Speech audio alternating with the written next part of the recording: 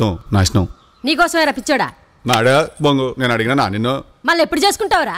చేసుకోను నేను. Hello guys, welcome back to channel. DJ Tillu 2 trailer అయితే వచ్చేసింది అనమాట.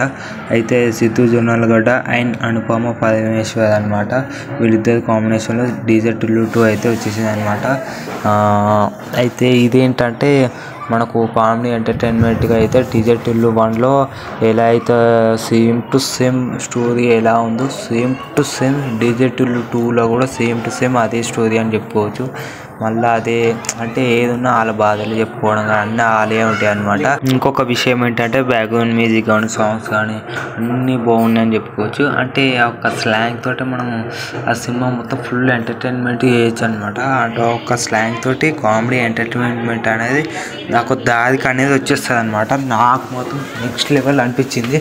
ర్యాంప్ ఆడిస్తాడు ఈసారి మొత్తం థియేటర్లో మొత్తం పండగలా అని చెప్పుకోవచ్చు. ఎన్ని జోక్స్ వేస్తే అన్ని నవ్వుల పాలు అయిపోతాం అనమాట. కానీ మళ్ళా అంటే ఒక మన సమాజానికి కొన్ని ఏదైతే చూపించాలనుకుంటున్నారో అవి కూడా చూపిస్తుంది అనమాట. సమాజంలో ఇవి అవుతున్నాయి అని చెప్పేసి చెప్పడం జరుగుతుంది, మనకు కూడా అర్థమవుతుంది అనమాట.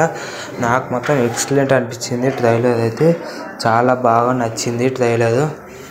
అనుపమ అయితే మరి ఇందులో ఓవర్ కిస్ సీన్స్ అయితే చాలా ఉన్నాయి. ఇక తట్టుకోలేము కానీ ఇక చూడక తప్పదు కాబట్టి చూడాలి థియేటర్లో అయితే.